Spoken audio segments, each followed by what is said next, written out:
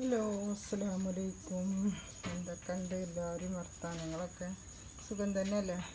അപ്പോൾ ഇവിടെ കുഴപ്പമൊന്നുമില്ല കേട്ടോ, അങ്ങനെ പോകുന്നു. അപ്പം ഇന്ന് ഫാനൊക്കെ അയച്ച് തുടക്കുക കേട്ടോ. കാക്കാക്കൊന്നും പണിയൊന്നുമില്ല. അപ്പം ഇന്ന് ഈ ഫാനൊക്കെ ഒന്ന് അയച്ച് തുടക്കാൻ പറഞ്ഞതാണ്.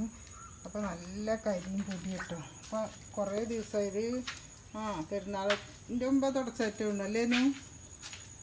പെരുന്നാളിന് തുടച്ചേറ്റ് തോന്നുന്നു ഫാൻ.